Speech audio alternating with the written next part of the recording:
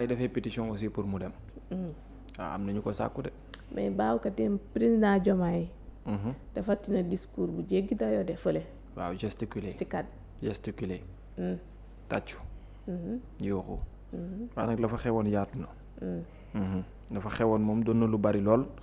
mu nekkoon ndaje moo xam ne nii la ko taxoon a jóg moo di wàllum gox ku xaat yi moom la doonoon. ak waxtaan ci ñu fexe seen ni déggoo ci. mais xoolaat aussi acte 4 bi nga xam ne ci lañ jëm lan mooy nekk sotti ñi nga xamante ni daanaka ñoo di gox ku xaat yi. mu nekkoon également moment boo xamante ni le président de la république donc def na faa defu teew. ànd ak Moussa Balla Fofana mi nga xam ne en tant que ministre bu ñu dénkee lu jëm ci wàllum gox ku xaat yi. daanaka mën na jàpp ne initiative boobee. daanaka dafay ñëw dellu si waat ci moom ak lépp loo xam daanaka moom moo ko ëmb. ak li nga xamante ni lu ci war a mën a bokk la. mais dafa doon loo xam ne également aussi ñu bari dañ jàpp ne occasion la pour le président de la république muy courtiser ñi nga xam ne ñoom ñoo nekk ay maire. la preuve en est dégg naa ci buntu ba ñenn ñi nga xam ne favorable ñu ko. am na ci ñoo xamante ni dañ leen a téye pour ñu dugg ndax fa lañ desoon ci biti.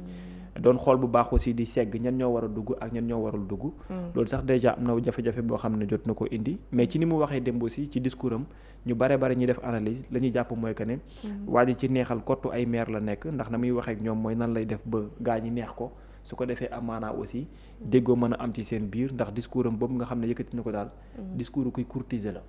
loolu nag également daf ñuy renvoyer ci aujourd'hui le président ak sa coalition ak la nga xam ne daanaka moom la ñu am comme sumb mooy gën a yaatal waaye gën a am ab bastion politique boo xam ne ni bu mag a mag moom lay doon lu bare moom la indiwaat ñëwal li nga xam daanaka moo di sorti boobu nga xam ne amal na ko démb Moussa Balla Fofana nekk ci bopp ba te xam nga le maire Abass Fall tax na am lu mu ci yëkkati ci ay kàddu yu yaatoo ndax moom jàpp na ne initiative bi lenn kott moo ko tax a jóg mooy wàllum politique te nan la ñuy def ba gën a dooleel seen bopp. Mouhamed démb affaire bi mu amee président délivré fa discours bu am solo mais déballage tamit dafa am jugee ci maire bu Dakar en tout cas ndaje ba daanaka moom beneen façon regroupement la gis am lu ñu dëxëñ ci biir loo xamante ni dafay nduroog wàllu politique après nag réponse yi moom mi ngi jugee fu nekk di dem ci moom. waaw xam nga entre Abass Fall et le président de la République depuis un certain temps ku am seetlu di nga xam ne la distance se creuse crescendo xam nga dem boo dégloo sax le DG qui a succédé à Bassirou Kébé Abdourahmane Dabo bind na ko bu nekk woon président Bassirou Diomaye Faye baatu président d'honneur lay jëfandikoo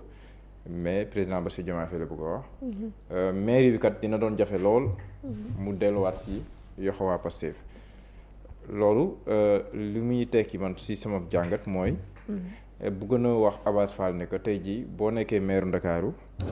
gannaaw yàlla nañ ko sante Bassirou Diomaye Diakhar Faye loolu nag day ñëwaat ci laaj bi nga xam te nii defe naa maa ngi ko doon laaj fan yee ba weesu ba tey ndax kon amutoon ci wàllum politique loo xam ne nii ay ñooñ président de la République Bassirou Diomaye Faye comme fu mu toll nii li ñu bëgg a ratisser large ndax amuñu woon yaakaar par rapport à Abass Fall que peut-être buñ ko jàppalee ba mu jël mairie bi que peut-être mën nañ ko am ci seen wet et que loolu mujjuwul am et que loolu jur li mu jur tey jii est-ce que mën nañ poser question boobu wala déet parce que de plus en plus maa ngi gis ne que mi ngi gën a tàqalikoo mi ngi gën a fës loolu lenn la parce que président moom moo félicité woon Abass Fall donc yooyu yëpp am na ci mais gis nga ne tamit bi loolu amee tamit ba Abass Fall gën a fësal boppam biir Pastef fet Ousmane Sonko yi tamit gis ngeen am na ñeneen ñu bokk Pastef ñoo xam ne nii ñoo ngay bëgg a samp aussi pour yóotu Ndakaaru ñooñu tamit est-ce que nekkul dañuy joxe signal président de la République pour ne ko ñun kat Pastef lañ bokk te Ndakaaru bi bëgg nañ fee samp kon kaay may ñu loxo kaay ñu lëngoo loolu am na te loolu aussi du looy exclure dëggantaan parce que li Fadilou Keita waxoon ne président saakoon si moom mu des Dakar mu ne ko Kaolack laa jëm donc est-ce que kon loolu politiquement amul ñeneen ñu ñuy sàkku si ñoom ngi def ko est-ce que nekkul loolu mooy expliquer ñenn ñi nga gis ne fu mu doon ñi ñu ngay gën a dëggal sa bopp au départ c'était une ambiguïté mais plus ñuy dem si ay locales yoo xam ne xamuñu kañ la surtout at li nga xam ne ni moom la fa maire yi wax démb l'AMS l'association des maires du Sénégal wax na que l'AMS est favorable à un redécoupage wax jëfandikoo baat noonu mais à la correction de certaines incohérences notamment liées au découpage administratif yooyu buñ si naree dugg il va sans dire que dañuy toxal wala avec li nga xam ne nii moom mooy acte 4 bi war a ñëw. C'est d'autant plus inquiétant. Man c'est la première fois sama koy di bi ko Babou waxee man j'ai été surpris.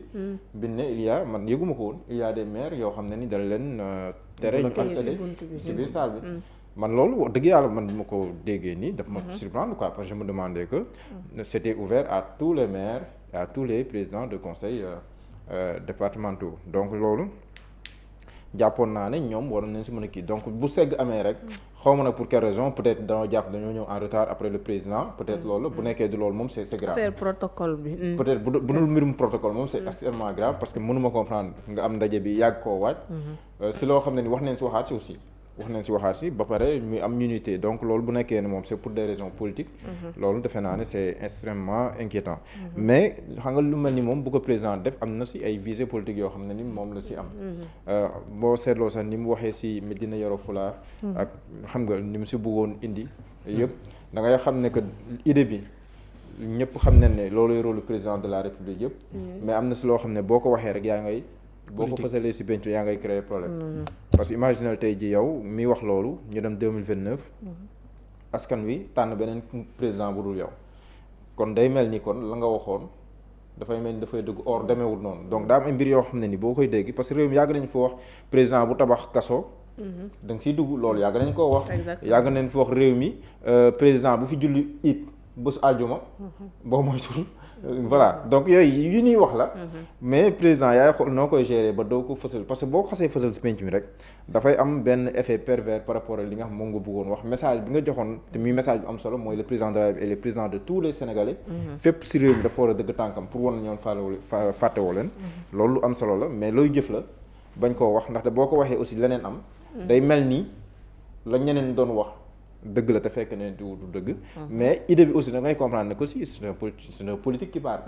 le président bu waxee loolu am na opération de charme boo xam ne ni moom la bëgg a lancer fépp te depuis un certain temps si loolu la nekk président dafa nekk di affirmer wu politiquement donc loolu lu ñu war a mën a comprendre la. te boo xoolee aussi Diomaye président dañuy miser sur les maires. seen ndaje bi kin faat l'idée c'était quoi de dire au président que am nga nangami maire ay téeméeri maire indil na la ko la première ligne danoon noonu dañuy privilégier les maires pour dire au président voilà les maires du Sénégal ñii la indi donc de plus en plus ay maires ñi ngi ñëw am na ñeneen ñuy xaar donc je pense que au-delà de l'institutionnel bi nga xam te ni moom la ñuy wax ça entre naturellement dans ce cadre là mais politiquement moom man par rapport ak local yi moom léegi moom ak li ma dégg démb sa xel tey waaw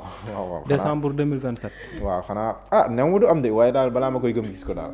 parce que li ma dégg démb buñ ko naree def. gëw ma ne xaj na fi daal. bu naree redécouper waat.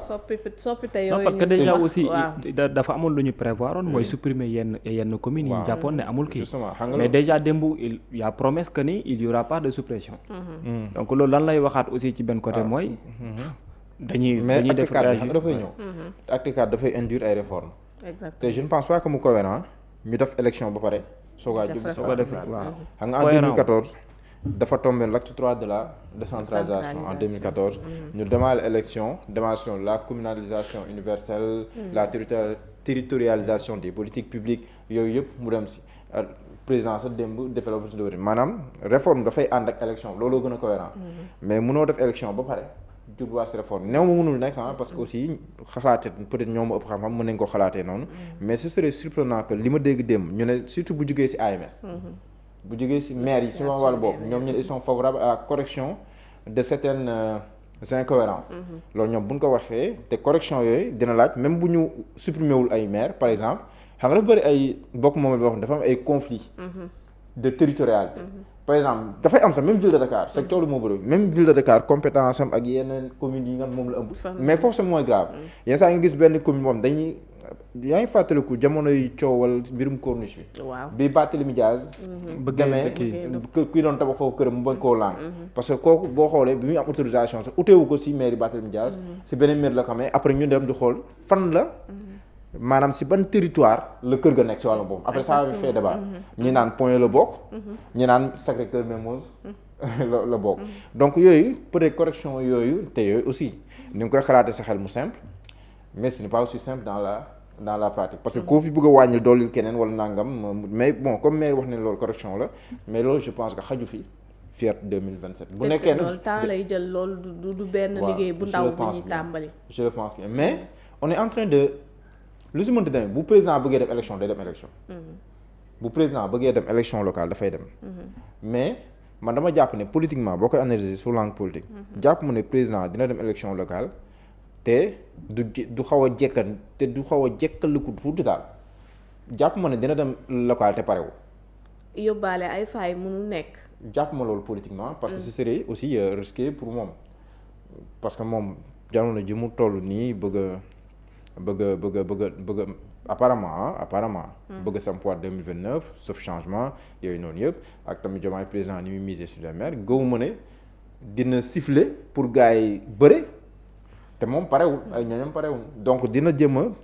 réunir toutes les conditions yu koy permettre mu xaw a jekk tuuti soogaa dem si ay élection sinon ce serait un peu hasardeux politiquement de sa part loolu laa jàpp léegi nag bu nekkee bëggul dem élection lii nag ay lay la yu mën a taxaw acte 4 de la décentralisation correction incohérence loolu ay lay la yoo xam ne ay ingrédients yoo xam mën nga koo boole pour teg si daam di nga ne lii moom moo waral may dàq élection yi bu nekkee bëggut a dem mais bu nekkee bëgg na dem moom je pense que Moussa Balla Fofana bi fi ñëwee ne woon na moom dina fexe ba liggéey bi dinañ ko matal ba mu pare à temps pour bañ a def incidence ci élection locale yi waaye loolu c'est Moussa Balla Fofana ce n'est pas lui qui décide, c'est le président qui décide. Là le président di décider nous sommes suspendus à sa décision. donc tax Babacar yow tamit da nga xel ñaar ci posture président ndax lii mën naa tax ñu dem vers le report des élections. non am naa xel ñaar bi dans la mesure où président de la République bu dajale ci guddi ñu toll nii tembe nii des élus yow li nga ci mën a xalaat mooy dans ce sens-là l'urgence d'autant plus pour man am na loo xam ne lu ñu sumboon la te li ko gënoon tax a jóg c'était pour réfléchir davantage sur ce qu'a vraiment besoin les communes pour changer un tout petit peu de visage wala participer davantage ci li nga xam mooy besoin sénégalais yi wala besoin ñi nga xam ñu nekk seen biir gox-goxaat parce que aujourd'hui aussi ki cour boo fekkee yow da ngay ñëw tuuti yow di leen côtoyer di nga xam réellement de quoi exactement moom lañ soxla wala nga xaw a dëkk ci gox-goxaat yi nga xam ne yu sore la ñu tuuti di nga xam véritablement communes yooyu noonu lan la ñu soxla pour mën a participer carrément parce que en réalité man li ñu mën a retenir fu mu toll nii mooy quand le président de la République a parlé man dans son discours pour man li ci gën a attirer attention maire yi fa nekkoon c'était quand il parlait d'une ouverture quand il parle également aussi des questions de financement c'est-à-dire une participation wala les moyens ak yeneen ak yeneen. nee na de dina leen accompagner moom. très bien xam nga ñaar yooyu foo ko cité boo waxee accompagnement financièrement boo waxee ouverture les gens vont passer à deux choses te forcément dafay attirer attention maire. ndax dégg nga Bamba Fall bi ñu fi bëggee attirer dëgg ci élection yi mujj yi dégg nga nam leen ko waxee woon neen leen dama ñëw ci président Macky Sall jege si ko parce que dama bëgg mu defal ma doole goo xamante ni sama waa commune dañuy sentir seen bopp ci li nga xamante daanaka moo nekk gestion bi may am parce que ñu bari ci ñoom dañoo jàpp ko ne être maire ba pare te nekkuloo ci parti président de la République dafay am benn kal bu muy indi ci réalisation yi nga war a mën a antul loolu nag moo waruloon a am parce que lu koy waral mooy ki jiite commune bi dafa am benn indépendance autonomie boo xam ne moom lay doxee mais dans les textes également dafa am une participation obligatoire boo xamante ni état du Sénégal da ko war a yëkkati di ko allouer commune bi donc bu ñu demee ba dans ce sens là il faut obligatoirement nga nekk ak waa ji pour mu mën loolu mën a nekk luy antu moo lay wan réellement que il y a des choses à corriger mais comme il y avait un moment boo xam ne toogoon nañ ne il fallait que ñu def la réflexion ci sens boobu noonu pourquoi ci moment bi ñu jàpp ne war nañ mën a sumbaat beneen boo xam ne bu bokkul ak boobu lay doon daal di ko layalee acte 4 de la décentralisation au même moment aussi le président de la République sa coalition l'objectif principal c'est quoi mooy avoir plus de maires au sein de sa coalition donc su boobaa loolu dafay nekk problème léegi nag après aussi ndaje mi ñëwaat xaw a jël benn visage politique da nga naan bu xel ñaawuloon tamit peut-être que xel mën na ñaaw mais man dama gis ne sumb gi bu fekkoon ne amul jëmuwaay boobu ñu nekk di wax mën nga jàpp ne sumb la bu rafet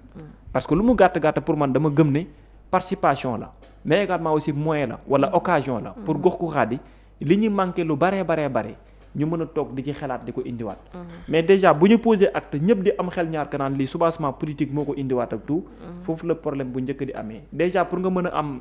transparence bi problème moom lay doon pour nga mën a am l'unanimité ci seen biir ñoom problème moom lay doon parce que nag boo nekkee tey imaginer bi président de la République doo ko yegsi en tant que président ba promettre les Sénégalais pour être au-dessus de la mêlée te doon ko def ca na mu waree moment boobu bu sumboon lu mel ni amul benn xel buy dem ci kanaan kii dafay poser acte c'est parce que il est politique mais li ko waral mooy depuis quelque temps dafa am loo xamante ni moom ngay teggi ak moom ngay teg ñëpp dañoo gis ne gestion gu mel noonu benn gestion moom la indiwaat mooy gestion la boo xamante ni daanaka na ngay def ba coptewaat ay maire davantage alors qu'au même moment aujourd'hui Sénégal tey bu ñu koy wax des infrastructures adaptées gox goxaat yu bëree bëri soxla nañu ko des ressources humaines de qualité soxla nañu ko wàllum numérique également suy bokk na ci li nga xam ne soxla nañ ko des coopérations décentralisées bokk na ci li nga xam ne soxla nañ ko yooyu noonu yëpp bokk na ci li nga xamante ni gox goxaat yi tey soxla nañ ko te dafa nekk benn équation bu mag a mag ci ñoom quotidiennement mais d'habitude aussi le problème fi muy nekk mooy la majeure partie de ces maires sont des politiques te ces politiques là également aussi ñoom tamit li ñu bëgg souvent mooy fu ñuy mën a féetee dong pour mën a am des moyens financiers moyens financiers ci campagne moyens financiers ci déroulement programme moyens financiers ci tout donc bu leen ibilee ay loxo di leen xamal ne moyens financiers mu ngi fii te pare naa pour jox leen ko dans ce sens là nag la porte elle est tellement bien ouverte et il est bien évident aussi que ñeneen ñi tam jàpp ne fii rek la war a mën a antoo kon mën na jàpp ne aussi ci benn sens y a l'initiative boo xam ne dans le cadre professionnel ak technique pour les maires mën nga ko jàpp mais dans le cadre politique également kenn mënu ko daax parce que le président dafa ne ci sensu dooleel boppam et yaatal également aussi sa coalition. démb Abbas mu génnee coow li dafa bëri. parce que dégg naa ko mu ne moom président su ko woowee ci ñu waxtaan si wàllu mairie ba dina dem wuy ci. xam nga loolu moo war a mën a nekk pour toute personne boo xam ne dañ daa dénk pour gox ko xaat. xam nga gis nga ni ko Abbas Fall waxee c'est tellement beau que boo koy dégg da nga naan cette personne là maanaam ci wàllum politique moom dafa am yoon boo xam ne jël na ko. mais démb il a critiqué li xew démb. bien sûr moom laay wax. da ko critiqué bu baax a baax parce que moom dafa jàpp ne c'était tout sauf en réalité li ñuy woote. ndax indi nañ fa ay nit. feesal ay salle ñoo xam ne nit yi n'ont rien à voir peut-être ak ndaje bi. am maire yoo xam ne ñëw nañ ba pare te dugg ñu bàyyi leen ci bunt bi. te ba pare encore aussi joxe na exemple kenn koo xam ne déggante ne ñoom ñaar parce que nee na waa ji da ko ne man du ma dem foo xamante ni man jàngalekat laa ki nga xam ne ni ay image am daf may renvoyer ci loo xam ne lu mu wax démb ak li muy def tey du nekk benn exemple yooyu mu nekk du joxe c'est pour montrer carrément que ne avant moom muy dem xam nga leeral na ko nee na dinaa dem wuy ji mais du am dara loo xam ne engagement politique lay doon lu ñu fay jël lu may concerné lu moo fa demee toog fa c'est parce que dama jiite ab commune te lu yitteel biir commune bi mooy tax ma dem teew fa donc mais ni mu waxee démb ci par rapport loolu daf may renvoyer sur les propos de Barthélémy Toye Dias si vous vous rappelez bi ko Pape Ngagne Ndiaye doon jël ci benn débat yaa ngi dégg bi Barthélémy Toye Dias naan la bi mu koy tontu xam nga la ko wax bugguma ko gis maanaam je veux même pas voir le président de la République posé ko ay questions mu ne ko bugguma ko gis parce que li mu jàppoon mooy du nit ku baax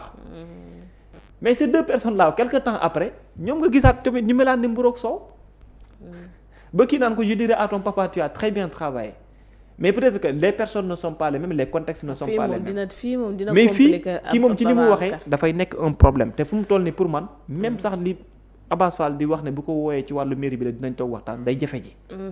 surtout xam nga moo tax day jafe ji bon xam nga sont condamnés à travailler ensemble mais est-ce que le président de la République dina dem ci sens bi Abbas di demee d'autant plus Abbas Fall politiquement lépp lu mu war a wax le président de la République fu mu toll ni amatu ci filtre da ko koy wax comme ni mu ko war a waxee côté boobu ça quand même ça complique les choses. très bien xam nga boobaa dafay xaw a nekk problème pour mu compliqué ki xam Diomaye ak ci ni muy déggee ak ci ni muy gis parce que Diomaye moo toog fii di wax ne moom kuy wax waxu Diomaye 2024 sax da koy gêner problème la ci moom li mu tuddee question de respect très bien et puis itam ni muy woote woo naan diw sangam respecté wu ma joxuñu ma cër joxuñu ma nangam sooy déggee ku mel ne Abbas ak ni muy waxee ci yow la kon donc mën nga jàpp que ne carrément seen ñoom ñaar seen doxalin mënatul nekk luy possible. même bu dee dans le aussi Abbas Fall moo war a def tuuti balaateer. xam nga balaateer boobu du ragal du dara. du ragal waaye mais xam ne yaak président aussi am na ay échéances yu ñëw da ngeen si war a liggéey ensemble moom sa position politique elle est assez claire. mu jiital l'aspect maire de Dakar plutôt que. taxawaay kii bi bu affaire bi ci président Diomaye loolu tam dina faciliter les choses pour que ñu mën a travailler ensemble par rapport au JOJ parce que JOJ aussi enjeu majeur la du pour l'État en tant que tel kese mais pour la ville de Dakar aussi lu am solo la te moom daf koo doon ci Barthélémy Dias waaw donc boo doon des mbir ci Barthélémy Dias doon ci def ay jéego yu am solo nga doon loolu kon waroo mujjee puso bi mu réer te puso boobu nag yaa président yi na ko bokk kon ànd leen puso bi di ñëw donc foofu tamit war na mën a on a compris sa position sa position est claire il faut que ça soit clair voilà c'est clair loolu je pense que joy na mais bu nekkee attaque personnelle yi dafa fës si diggante moo président Diomaye.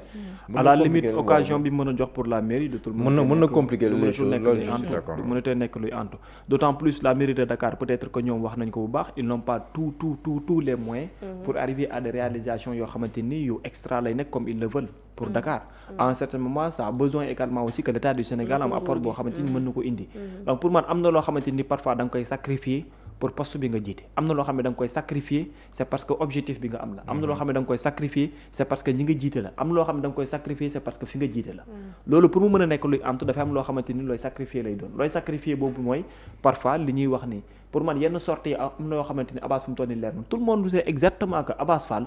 il est de Pastef son choix c'est Ousmane Sonko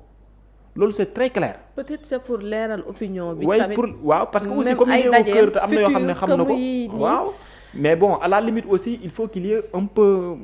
de retenue pas je sais pas mais bon boo xam ne dina ko mën a permettre muy bàyyi benn prox ndoll boo xam ne parfois pour muy toog ak président